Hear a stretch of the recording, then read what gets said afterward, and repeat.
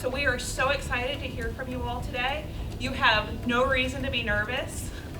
We all are just really looking forward to hearing what kind of work that you've done in your project. We had the Henrico Emergency Management Council come to Hermitage High School, and they are in charge of making sure that all the corporations in the county have plans for all of the chemicals they have on site. But we meet so everyone in the community knows what hazards are in their backyard.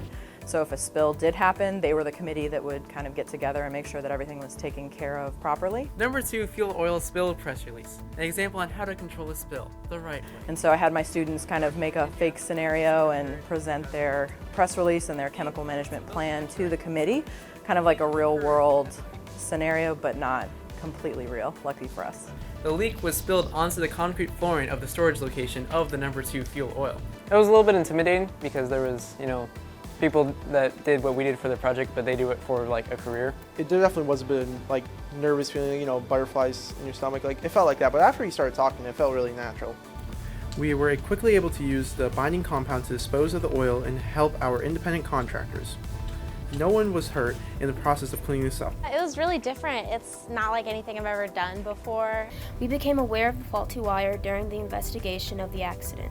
We have technician inspections every month, but there was no indication of us having a faulty wire. I thought it was really cool to present to like a professional board. I've never really done that. I thought it was awesome. It is one of the world's largest paper and packaging companies.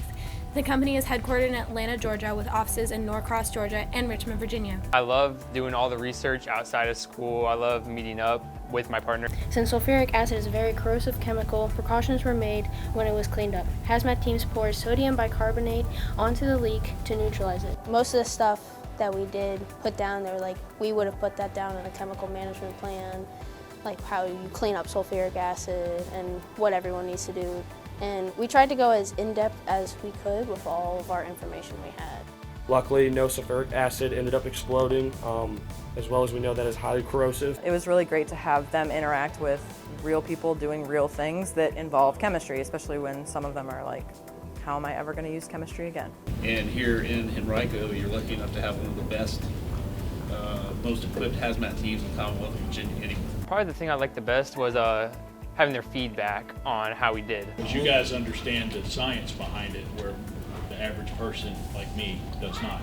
Definitely pretty motivating to, be right and be on task and actually be able to control the situation if it was my job. And I think it was really cool to step into the shoes of someone who's that's really their job. It gets more of a real life scenario. And I learned how to actually have like public relations skills, and I could apply those further in my future for college or maybe as a job.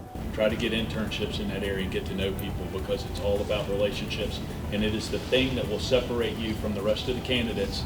So when it comes time for that job that you really, really want, you need that edge over everybody else. This was their project that they built, and they were the experts, and it was really great to see them kind of, blossom in front of the committee and stand up there and knock it home. Y'all did a great job, and it's a lot to ask you to step up in front of this crowd and talk to each other.